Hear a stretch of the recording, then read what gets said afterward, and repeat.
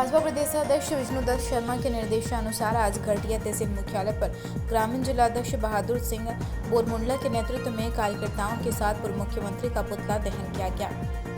इसके साथ ही भाजपा नेता व कार्यकर्ता नारे लगाते नजर आए कि देश का गद्दार कमलनाथ, चीन का दलाल कमलनाथ। बहादुर सिंह बोरमुंडला ने बताया कि केंद्र में जान मनमोहन सिंह की सरकार थी, तब कमलनाथ उद्योग मंत्री रहे। तब भारत का आयात अटल सरकार में शुल्क 30% से 40% था। घटिया से ताहिर मंसूरी की रिपोर्ट। चीन का दलाल कमलनाथ मुर्दाबाद मुर्दाबाद, चीन का दलाल कमलनाथ मुर्दाबाद मुर्दाबाद। भारतीय जनता पार्टी मनमोहन सिंह जी की इस देश में यूपीए की सरकार थी। उस समय इस मध्य प्रदेश के पूर्व मुख्यमंत्री कमलनाथ जी उस सरकार में उद्योग मंत्री थे और उन्होंने उद्योग मंत्री रहते हुए भारत सरकार के जो आयात शुल्क था, चीन से जो वस्तुएं आयात होती थी, उस आयात शुल्क में भारी कटौती की थी उन्होंने। 30% से 40% जो आयात शुल्क अटल बिहारी वाजपेयी जी की सरकार में लगता था, वो उन्होंने 10% कर दिया और चीन को 250 से 300 वस्तुएं इस देश में बेचने के लिए चीन का रास्ता उन्होंने साफ किया।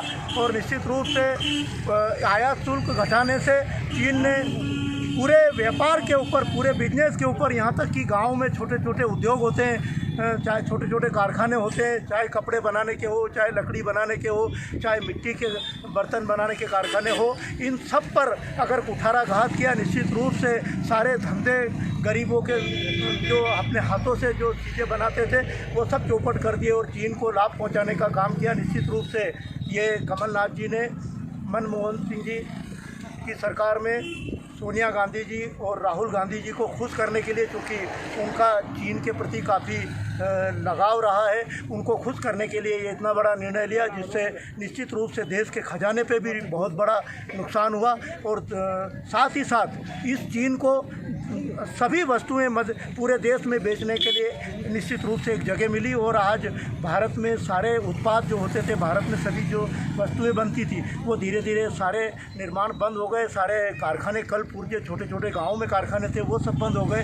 कारीगरों ने काम करना बंद कर दिया और कम दामों पे सारी चीनी वस्तुएं आ गई और लोग चीनी वस्तुओं के आदी हो गए। निश्चित रूप से इस देश में निश्चित रूप से एक जहर फैलाने का काम, देश के वासियों को जहर देने का काम अगर किसी ने किया तो कमलनाथ जी ने किया। निश्चित रूप से ऐसे देशद्रोही व्यक्ति को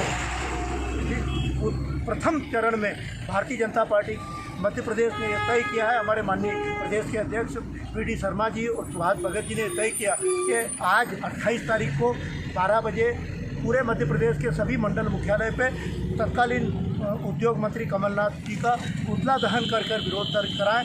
आगे चल कर के निश्चित रूप से इस प्रदेश की जनता कांग्रेस को सबक सिखाएगी और निश्चित रूप से इस देश के साथ उन्होंने जो गद्दारी की है, इसका जवाब जनता देगी और भारतीय जनता पार्टी अपना इसका विरोध दर्ज कराती है।